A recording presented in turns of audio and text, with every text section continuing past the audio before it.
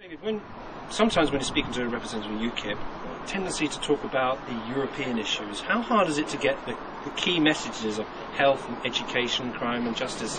How hard is it for you to get that message out there?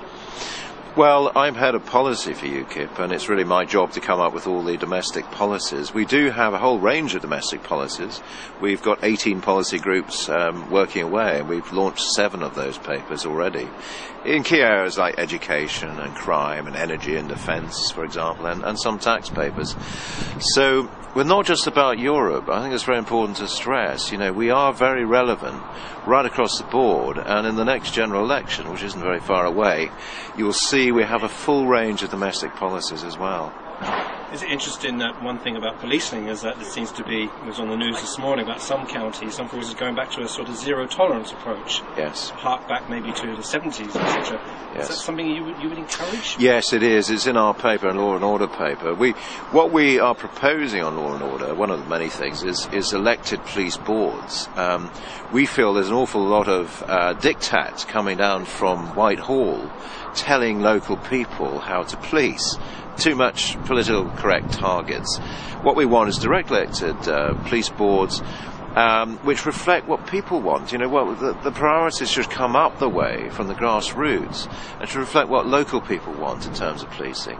And we believe in doubling the number of prison places because, frankly, we have a lot more crimes in the UK than a lot of comparative countries.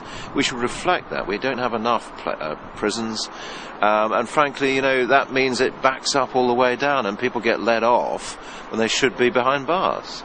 And what about things like a drugs policy? Some people believe that now we're going to turn from, 40 years ago Nixon declared a war on drugs.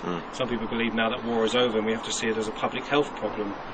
Do you still see that the war is still on? Well, I can understand the thinking behind that, to be honest. Our view is, this is something really for a referendum, for the people to decide on drugs policy. And we're very much a part of democracy. We believe in referenda right across the board on a lot of issues. But, this is a good one for a big debate. It should be decided directly by the people. I think it's difficult for political parties to adopt a position on something as sensitive as that. But a referendum is the way forward. There's the town council by-election in Billericay on Thursday, and here you are in Stamford-le-Hope. But it must encourage the grassroots that the big guns are coming out and really supporting the grassroots. Well, absolutely. Well, this is my area. I'm MEP, one of the 2 UKIP MEPs for the East of England. It's a very important area for us. We have a big membership here. Billericay, we hope to win this seat on Thursday. We have a great opportunity, good, strong local candidates. As I say, we're not just about the European Union. We actually stand for some very clear, common sense domestic policies. And that will be reflected, I think, in the election result here. And do you think you can go on and May the 6th next year and the general election convert all that? I believe so, actually. I think there's a mood in the country for a real change. Which I would notice, on the doorsteps in the European campaign in June. Yes, I think there's MP expenses has actually caused a real furore. People are very fed up with the old guard of the liblabcon, as we call them, the 3 parties, and you really can't tell the difference now between all those policies on those 3 parties. And UKIP has radical change. Things have got very serious, European Union. They're trying to run our country now.